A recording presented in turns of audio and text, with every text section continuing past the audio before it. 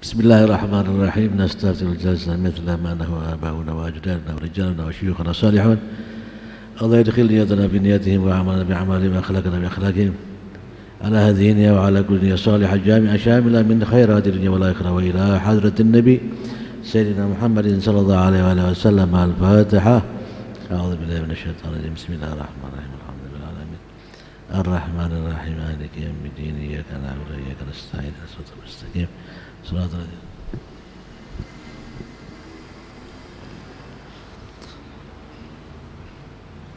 Bismillahirrahmanirrahim. Alhamdulillahi rabbil alamin wa bihi nasta'in ala umuri dunya waddin. Wassalatu wassalamu ala asyrafil anbiya wal mursalin sayyidina Muhammadin wa ala alihi wa sahbihi ajma'in. Asyhadu an la ilaha illallah wahdahu la syarika lah wa asyhadu anna sayyidina Muhammadan abduhu wa rasuluh. Allahumma salli wa sallim ala sayyidina Muhammadin miftahi babi rahmatillah adada ma fi ilmillah salatan wa salaman daimaini bidawami mulkillah wa ala alihi wa sahbihi. Amma ba'd. Alhamdulillah, segala puji kita haturkan kehadirat Allah subhanahu wa ta'ala. Salawat dan salam kita haturkan kepada junjungan kita Nabi besar Muhammad sallallahu alaihi wasallam beserta keluarga dan para sahabatnya. Ikhwani rahimakumullah, kita akan bahas pada kesempatan ini kaitannya dengan surat At-Tin. Surat At-Tin disebutkan di dalam ayat A'udzubillahi minasyaitonirrajim. Bismillahirrahmanirrahim. Wat-tini waz-zaitun wa turi sinina wa hadzal baladil amin. Di dalam ayat-ayat yang pertama sampai ayat yang ketiga, di sini Allah Subhanahu wa taala bersumpah. Dan tidaklah Allah subhanahu wa ta'ala bersumpah atas nama sesuatu kecuali hal ini termasuk diagungkan oleh Allah subhanahu wa ta'ala dibandingkan dengan yang lain. Ayat yang pertama, watini wa zaitun, demi buah tin dan buah zaitun. Disebutkan buah tin ini adalah buah yang terdapat di daerah Baitul Maqdis, buah tin dan buah zaitun, sehingga sebenarnya yang dimaksudkan di dalam ayat oleh sebagian ahli tafsir dikatakan Allah subhanahu wa ta'ala bersumpah dengan Baitul Maqdisnya, tetapi disebutkan sebagian diantaranya yaitu watin wa zaitun karena buah tin dan buah zaitun adalah buah yang terdapat dan banyak didapati di sekitar Baitul Maqdis. Tentunya apabila buah tin dan buah zaitun disebut oleh Allah subhanahu wa ta'ala merupakan buah yang pasti bermanfaat dibandingkan dengan buah-buah yang lainnya yang tidak disebutkan di dalam Al-Quran. Itu suatu hal yang memang pasti. Kalau kita bisa lihat bahwa tentunya setelah penelitian dan sebagainya bisa didapati bahwa buah tin dan buah zaitun ini mempunyai khasiat yang sangat besar bagi tubuh seseorang. Kemudian seperti tadi kita sebutkan bahwa sungguhnya sebagian ulama menyatakan yang dimaksud di situ adalah Baitul Maqdisnya, karena Baitul Maqdis adalah tempat para nabi dan para rasul. Sampai disebutkan dalam riwayat bagaimana Nabi Allah Musa alaihi salam minta kepada Allah subhanahu wa ta'ala untuk dikuburkan sejauh lemparan seseorang melempar batu, maka didekatkan ke tempat tersebut. Kemana? Ke Baitul Maqdis. Karena di situ banyak sekali dikuburkan para nabi dan para rasul. Kemudian ayat yang kedua, wa turi sinin, Allah subhanahu wa ta'ala bersumpah pula dengan gunung namanya Gunung Bukit Tur Sina, di mana Allah subhanahu wa ta'ala mengajak berbicara kepada Nabi Allah Musa alaihi salam. Dalam satu ayat kan disebutkan ketika Nabi Allah Musa alaihi salam mau diajak bicara oleh Allah subhanahu wa ta'ala, maka Allah menyatakan ikhla'na alaika innaka bil wadil muqaddasi tuwa, lepas sandal kamu wahai Musa karena kamu sekarang berada di Bukit Tur Sina yang disucikan oleh Allah Subhanahu wa taala. Bil muqaddas, al muqaddas itu kan artinya disucikan oleh Allah Subhanahu wa taala. Wa hadzal baladil amin, kemudian Allah Subhanahu wa taala bersumpah dengan negeri al-amin. Ya, amin itu artinya yang aman. Yang dimaksud di sini adalah kota Makkah al-Mukarramah. Kota Makkah al-Mukarramah ini dimuliakan oleh Allah Subhanahu wa taala dengan adanya Ka'bah al-Musyarrafah, rumah Allah Subhanahu wa taala yang pertama kali didirikan di bumi ini adalah Ka'bah ya. Kemudian kemuliaan yang lain adalah kelahiran Rasulullah sallallahu alaihi wasallam. Rasulullah berada di Makkah itu selama 53 tahun. Sehingga beliau itu memang hidupnya paling lama adalah berada di kota Makkah, sedangkan di Madinah itu sekitar hanya 10 tahun ya. Tetapi sesungguhnya paling lama hidupnya Rasulullah SAW adalah di Makkah, sehingga tempat kota Makkah ini memang mendapatkan kemuliaan dari Allah Subhanahu wa taala dengan adanya Ka'bah dan hidupnya Rasulullah SAW di dalam kota Makkah tersebut. Kemudian disebutkan di dalam ayat wahadal baladil amin. Dikatakan al-amin yaitu karena Allah Subhanahu wa taala jadikan kota Makkah ini adalah kota yang aman, sehingga tidak ada pembunuhan terjadi di kota Makkah, dan itu sudah ada dari sejak awal berdirinya kota Makkah. Dari sejak Nabi Allah Ibrahim alaihissalam, mereka itu sudah mengenal ketika kota Makkah itu didirikan ya, oleh Nabi Ibrahim dan keluarganya, itu sudah diserukan bahwa kota Makkah adalah kota yang aman. Adanya Ka'bah ya, tempat kemudian ibadah dan lain sebagainya, maka tidak diperbolehkan sama sekali pertumpahan darah terjadi di kota Makkah. Apabila mereka itu mau melakukan perkelahian, pembunuhan, peperangan dan lain sebagainya, itu semuanya terjadi di luar kota Makkah. Ada tempat kota suci ya. Jadi batas ya, tanah haram Makkah, maka dari situlah itu tidak diperbolehkan adanya pertumpahan darah. Nah, ikhwani rahimakumullah, di dalam ayat yang pertama, ayat yang kedua dan ayat yang ketiga dari surat At-Tin, Allah Subhanahu wa taala bersumpah atas nama tempat-tempat yang disucikan oleh Allah Subhanahu wa taala. Sehingga kita harus tahu bahwa ada tempat-tempat yang punya nilai lebih dibanding dengan yang lainnya. Contoh misalnya Makkah, kita tahu orang sholat di kota Makkah itu bukan hanya di masjid saja ya, di tanah haram Makkah, maka itu nilainya adalah 100.000 kali dibandingkan dengan sholat di masjid yang lain ya. Kita sholat di sini 100.000 kali ya. Sekali saja di sana selesai sudah ya. Nah, di sana adalah lebih baik, bukan sama, lebih baik ya. Kemudian di Baitul Maqdis itu adalah 500 kalinya ya, 500 kalinya. Bukit Tur Sina adalah tempat yang dimuliakan oleh Allah Subhanahu wa taala, tempat yang disucikan oleh Allah Subhanahu wa taala. Maka kita lihat saja dalam perjalanan Isra dan Mi'rajnya Rasulullah sallallahu alaihi wasallam, ketika melakukan perjalanan menuju ya, kepada Allah Subhanahu wa taala, maka Allah ajarkan kepada Rasulullah sallallahu alaihi wasallam untuk singgah di tempat-tempat yang mulia tersebut, untuk tahu bahwa ini tempat yang kemudian dahulu ada seseorang yang dimuliakan oleh Allah Subhanahu wa taala. Maka dari pelajaran Isra dan Mi'raj, suatu hal yang wajar kalau kemudian kita menuju tempat-tempat tersebut untuk berziarah, untuk kemudian mengambil pelajaran, untuk mengambil keberkahan dari tempat tersebut. Rasulullah saja ketika sampai pada satu tempat diturunkan oleh malaikat Jibril, turun dulu, singgah dulu, salat 2 rakaat. Apa itu? Ambil keberkahan.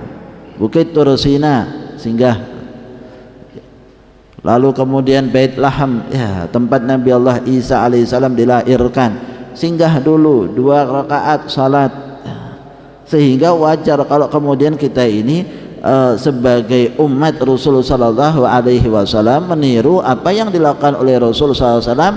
Apabila ada tempat-tempat yang mulia, maka kemudian kita singgah di situ mengerjakan salat sunnah 2 rakaat di tempat tersebut. Ini adalah sunnah Rasulullah sallallahu alaihi wasallam, bukan yang namanya bid'ah atau yang lainnya, sama sekali enggak ada ya. Karena yang kita tiru adalah Rasulullah sallallahu alaihi wasallam, bukan yang lainnya. Sehingga tempat-tempat yang dimuliakan kita harus tahu. Berarti kan pertama bahwa kita ini harus mengenal sejarah. Jangan sampai kita melupakan sejarah. Tempat-tempat yang dimuliakan ada sejarahnya, jangan kemudian dihancurkan. Kita harus tunjukkan ini tempat bersejarah. Lalu kemudian kita harus kenang. Lalu kemudian ini tempat yang baik, para nabi dan para rasul, para aulia salihin ada di tempat ini. Maka kemudian kita pun diperintahkan untuk kemudian berada di tempat tersebut, lalu kemudian mengambil keberkahan. Beda dengan tempat-tempat yang kemudian pernah turun laknat. Maka diajarkan oleh Rasulullah sallallahu alaihi wasallam untuk bersegera lari dari tempat tersebut.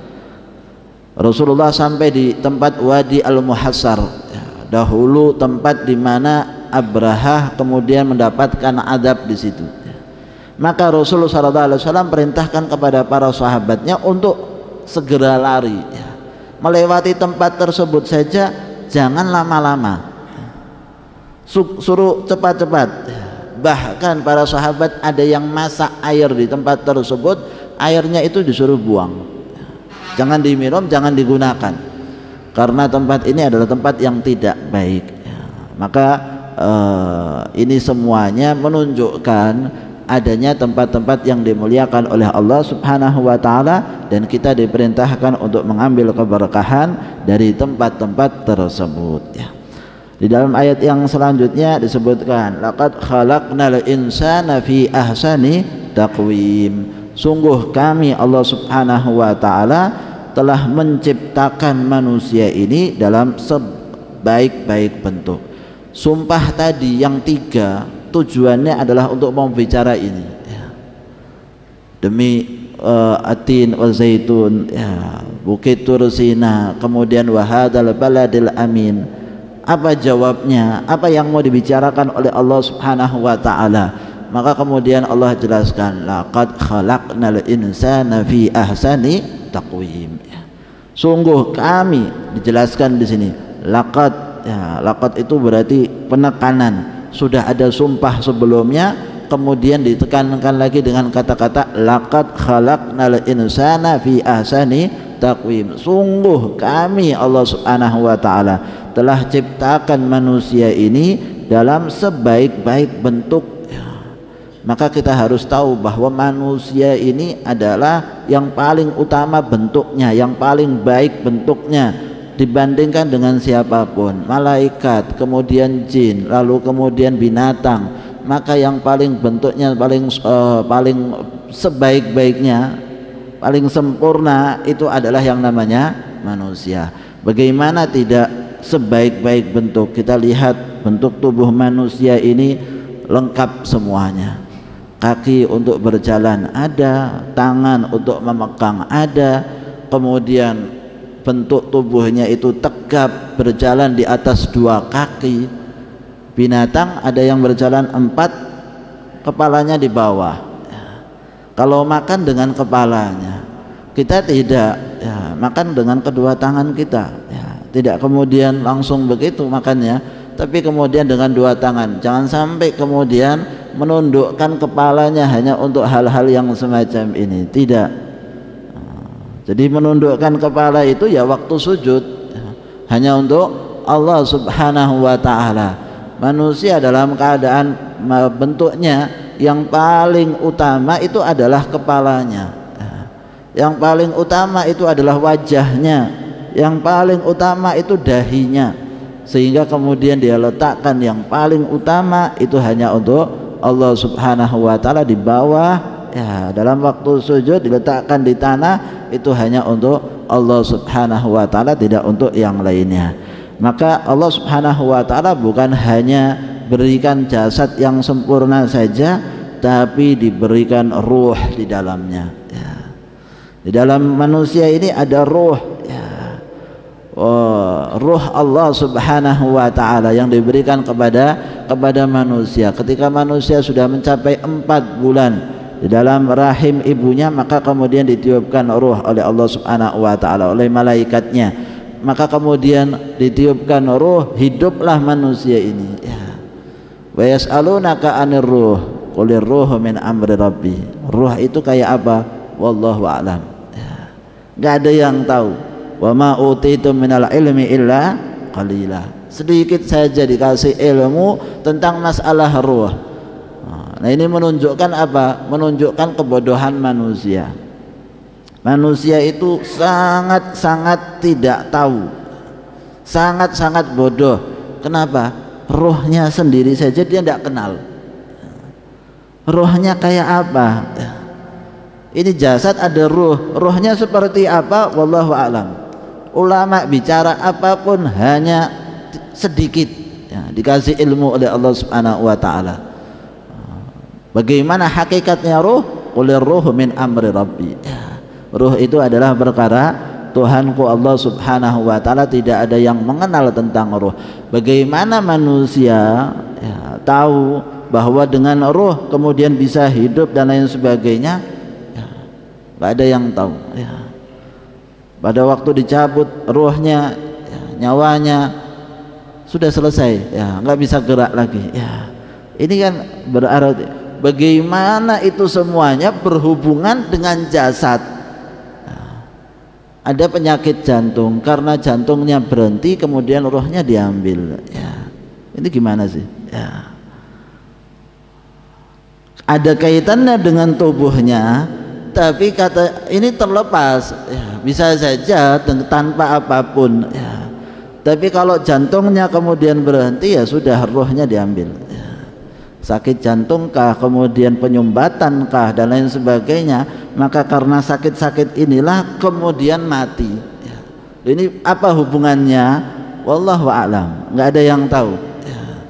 Bagaimana bisa terjadi seperti itu, sedangkan ruh ini perkara yang lain, bukan ada kaitannya dengan penyakit, bukan kaitannya dengan kemudian tubuh manusia ya. Dia menempati tubuh manusia tapi berjalan sesuai dengan apa yang ada pada manusia. Nah, ini suatu hal yang sangat sulit untuk kemudian dipahami oleh seseorang, sehingga kita tahu betapa sempurnanya manusia ini. Lalu dikasih oleh Allah akal ya. Tidak diberikan kepada yang lain. Dikasih akal, dikasih hawa nafsu oleh Allah Subhanahu wa taala. Sudah, ini hal-hal yang sifatnya batin. Akal itu bukan otak ya. Beda. Ini ada otak, ini kemudian ada akal, lain sama sekali ya, bukan kemudian itu sama sehingga sebagian ulama mengatakan akal itu tempatnya di hati, bukan kemudian di sini ya, bukan di kepala ya, tapi tempatnya ada di dalam hati, sehingga tahu bahwa akal itu lain sama otak. Kemudian selain itu ada hawa nafsu ya. Nah, subhanallah, ada syaitan yang membisikkan. Dengernya itu di mana tidak tahu ya. Dengernya itu bagaimana, itu kok bisa kemudian kita ini dengar ada ucapan syaitan ada di sekitar kita, ada malaikat dan lain sebagainya. Wallahu a'lam. Sehingga karena manusia ini benar-benar dimuliakan oleh Allah Subhanahu wa taala, walaqad karramna bani Adam, kami telah memuliakan anak cucu Adam, maka setiap manusia itu memiliki 10 malaikat hafadzah. Ada 10 malaikat penjaga yang dikasih oleh Allah Subhanahu wa taala. Setiap manusia, selain daripada malaikat raqib dan atid yang ada di samping kanan dan di samping kiri yang mencatat, sehingga jumlahnya ada 12. Setiap hari dan setiap saat manusia itu dikelilingi oleh satu orang manusia ini dikelilingi oleh 12 malaikat. Jumlah saat ini berapa jumlahnya malaikat yang ada di sekitarnya ya. Maka kemudian kita bisa tahu bahwa Allah ciptakan seluruhnya ya memang buat manusia. sampai malaikatnya ya diciptakan buat yang namanya manusia, ditundukkan oleh Allah Subhanahu wa taala untuk manusia ini, sehingga manusia itu punya nilai yang besar di sisi Allah Subhanahu wa taala. Siapapun Anda dapati dimanapun ya, di jalan orang yang kemudian tidak tahu apa-apa, maka sesungguhnya ada pada dirinya 12 malaikat ya, yang catat dalam semua apa yang dia kerjakan diketahui oleh malaikat tersebut. Maka ikhwani rahimakumullah, kalau satu saja manusia ini dimuliakan oleh Allah Subhanahu wa taala, maka kita harus memuliakan setiap orang. Setiap orang, walau siapapun, apalagi dia itu sebagai seorang muslim, apalagi sebagai seorang mukmin, maka kita harus tahu keutamaan yang ada pada manusia di sisi Allah Subhanahu wa taala. Nah, itu semuanya tidak lain karena Rasulullah sallallahu alaihi wasallam diciptakan dari manusia ya. Keutamaan yang besar yang dimiliki oleh manusia adalah karena orang yang paling terbaik, makhluk yang paling terbaik di alam dunia ini adalah dari manusia, dari golongan manusia. Maka karena itulah kemudian manusia mendapatkan kemuliaan di sisi Allah Subhanahu wa taala. Laqad khalaqnal insana fi ahsani taqwim thumma radadnahu asfala safilin. Kemudian setelah dimuliakan oleh Allah dalam bentuk yang sebaik-baiknya, kata Allah Subhanahu wa taala, thumma radadnahu, kemudian kami kembalikan manusia itu menuju tempat yang paling rendah. Tempat yang paling rendah itu apa? Neraka. Ada di antara manusia yang kemudian menujunya ke tempat yang paling rendah jika manusia ini tidak taat kepada Allah Subhanahu wa taala dan tidak mengikuti para rasul yang diutus oleh Allah. Kalau tidak semacam itu, kami kembalikan. Setelah dimuliakan manusia itu, thumma radadnahu asfala safilin. Sebagian ulama mengatakan bahwa thumma radadnahu asfala safilin adalah kami kembalikan manusia itu kepada masa usia lanjut. Yang rendah dimaksudkan di sini adalah masa usia lanjut, ketika itu kemudian menjadi lemah manusia tersebut. Ya, kemudian melantur, kurang dalam akalnya. Ya, di mana sebelumnya masih usia mudanya kuat. Ya, kemudian ingat, ya, akalnya yang sehat, kemudian bisa bicara dan lain sebagainya. Nanti pada saat-saat kemudian tua, umur 60, 70, maka semuanya dikurangi oleh Allah Subhanahu wa taala, dikembalikan kepada keadaan yang lemah manusia itu ya. Sehingga harus tahu, siapapun yang muda saat ini akan mengalami masa itu ya. Kalau tahu dia akan mengalami masa tersebut, seharusnya dia berakal ya. Gunakan waktu mudanya untuk taat kepada Allah Subhanahu wa taala. Jangan menunggu nanti ya, di masa usia tua, tidak bisa ya. Saat-saat semacam ini adalah saat-saat kita gunakan kesempatan. Bagaimana kalau nanti masa usianya lanjutnya tambah susah untuk ibadah? Lebih baik dari sekarang. Dan kita bisa mengambil pelajaran dari bulan Ramadan. Bulan Ramadan yang 30 hari. Kalau kita enggak berubah dari sebelum-sebelumnya, itu enggak bisa kita katakan dalam bulan Ramadan langsung berubah jadi malaikat. Enggak bisa. Kalau dulunya enggak biasa mengaji, suruh mengaji ya bakal susah di bulan Ramadan sampai kemudian akhir Ramadan. Kalau dulunya enggak ibadah, maka susah untuk kemudian terus ibadah istiqamah sampai akhir Ramadan. Maka seseorang ketika nanti di masa usia tua, jangan katakan nanti saya akan berubah total, saya akan jadwalkan waktu saya semuanya untuk ibadah. Gak bakalan. Kebiasaan apa yang kita kerjakan di masa muda itu akan ada di masa tuanya, gak berubah. Jangan dikatakan nanti saya umur 60 tahun, oh duduknya di masjid ya. Saya nanti usia 60 tahun, depan Al-Quran, mushaf, gak bakal bisa saya. Tanyakan ya, televisi masih lanjut ya. Kenapa? Waktu mudanya televisi masih lanjut. Jangan dikatakan semua itu bisa berubah langsung total ya, nggak ada ya. Maka kalau mau berubah ya dari sekarang. Jangan katakan nanti saya akan berubah tahun 60, umur 60 tahun saya akan gak mau dunia sama sekali ya.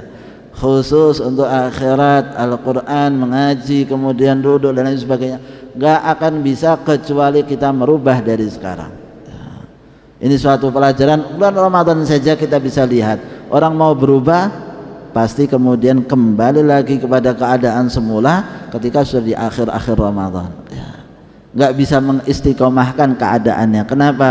Ya karena orang mau berubah untuk langsung baik itu susah, perlu waktu. Sehingga kemudian ini loh kita dikasih latihan oleh Allah Subhanahu wa taala dengan bulan Ramadan. Nah, disebutkan ketika seseorang sudah menjadi masa tua dan lain sebagainya, ibadahnya kurang, illal ladzina amanu wa amilus salihati falahum ajrun ghairu mamnun ya. Kecuali bagi orang-orang yang beriman dan beramal saleh, maka mereka ini akan mendapatkan pahala atas ketaatan mereka secara terus-menerus tanpa terputus. Falahum ajrun ghairu mamnun. Mereka itu akan dapat pahala terus-menerus tanpa terputus. Kenapa? Karena di masa mudanya ada ibadah, masa tuanya kurang, amalan tetap di pahalanya dikasih oleh Allah Subhanahu wa taala. Enggak berkurang. Disebutkan dalam hadis Rasulullah SAW bersabda, "Idza maridal abdu aw safara kataballahu ta'ala lahu minal ajri mithla ma kana ya'malu sahihan muqiman."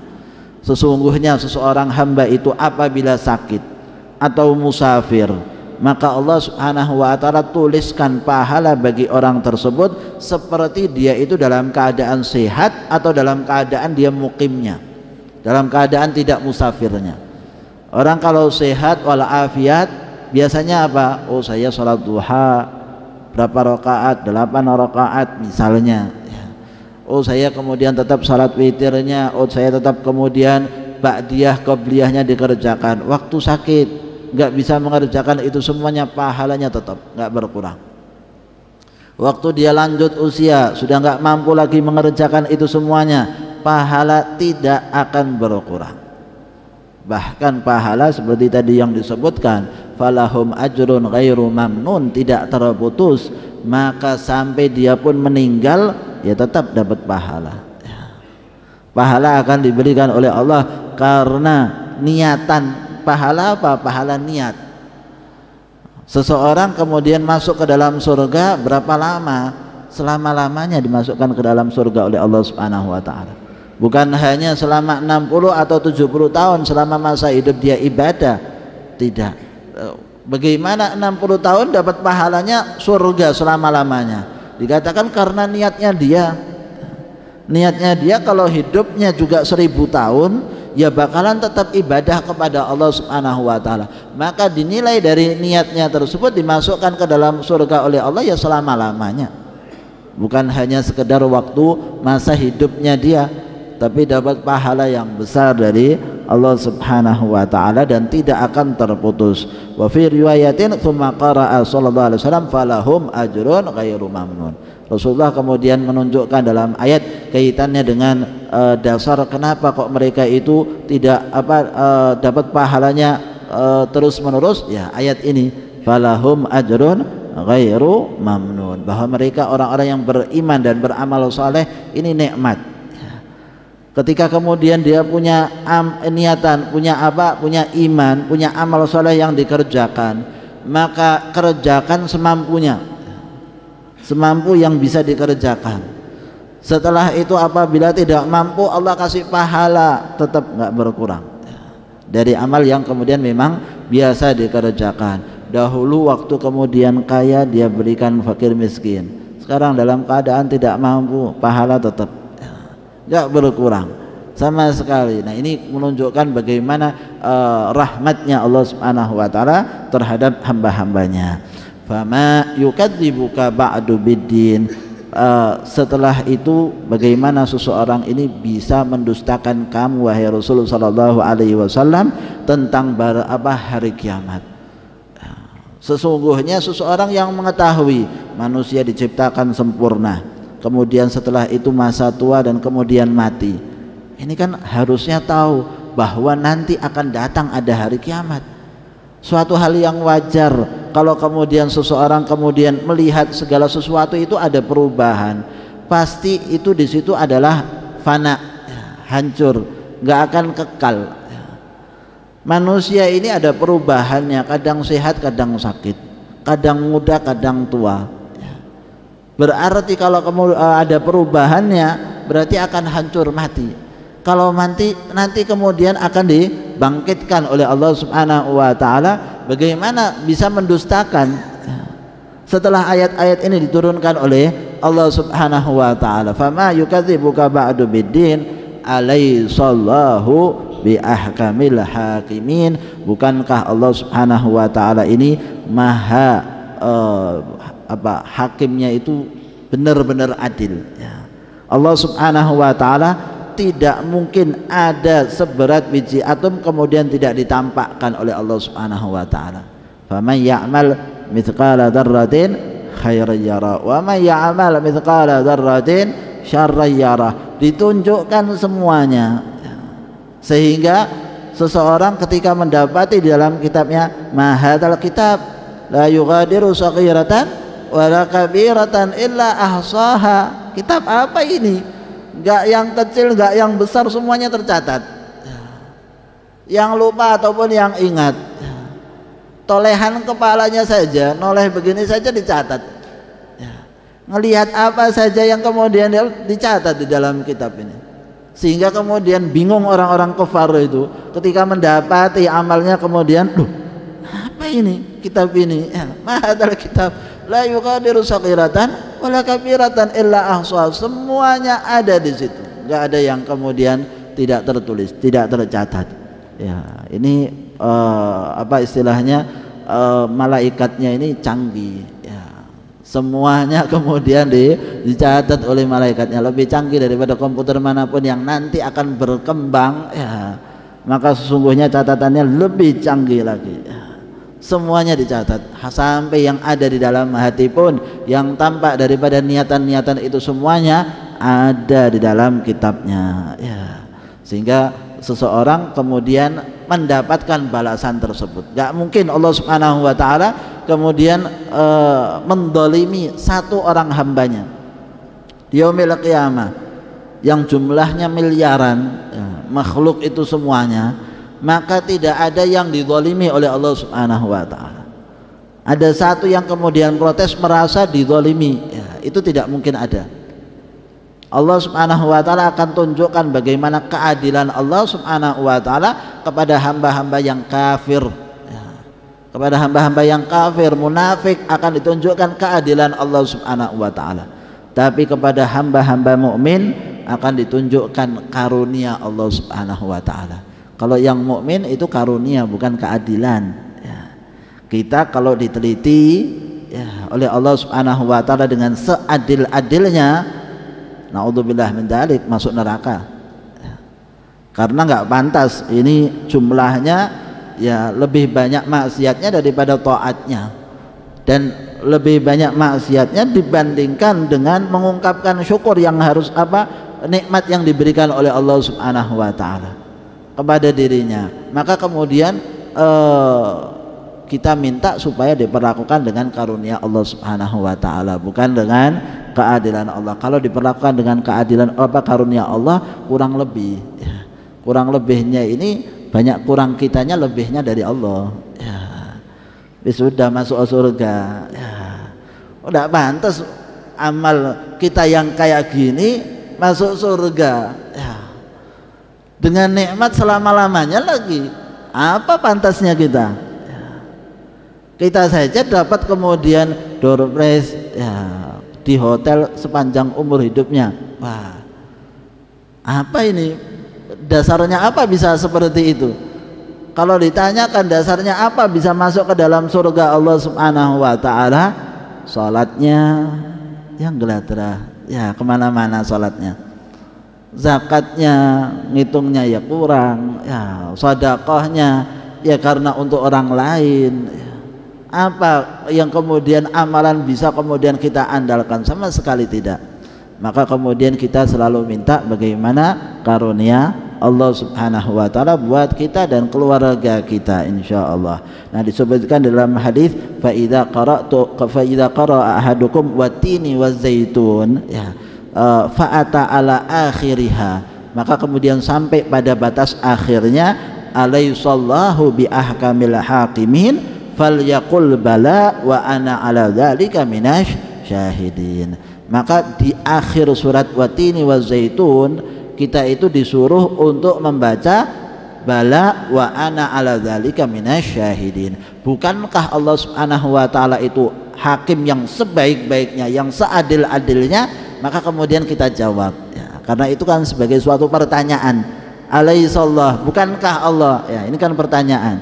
Maka kita jawab bala wa ana ala dzalika minasyahidin. Benar bahwa Allah itu maha adil dan saya termasuk di antara orang-orang yang menyaksikan itu, menyaksikan bagaimana keadilan Allah Subhanahu wa taala. Sehingga ini termasuk sunnah, setiap kita mendengar seseorang membaca surat At-Tin wa Zaitun ataupun diri kita yang membacanya, maka kemudian kita sunnah untuk membaca daripada ucapan ini bala wa ana ala dzalika minasyahidin. Semoga Allah Subhanahu wa taala memberikan keberkahan kepada kita dari surat At-Tin wa Zaitun ini, dan insyaallah kita termasuk di antara orang-orang yang mengamalkan Al-Qur'an, menghafalkan Al-Qur'an dan hidup dengan Al-Qur'an. Amin ya rabbal alamin. Wassallallahu ala sayyidina Muhammadin wa ala alihi wa sahbihi wasallam. Alhamdulillahi rabbil alamin. الفاتحة بالقبول تمام قول رسول المعمول وإلى حاجة الرسول سيدنا محمد صلى الله عليه وسلم. الفاتحة. أعوذ بالله من الشيطان الرجيم. بسم الله الرحمن الرحيم. الحمد لله رب العالمين الرحمن الرحيم مالك يوم الدين إياك نعبد وإياك نستعين اهدنا الصراط المستقيم صراط الذين أنعمت عليهم غير المغضوب عليهم ولا الضالين آمين.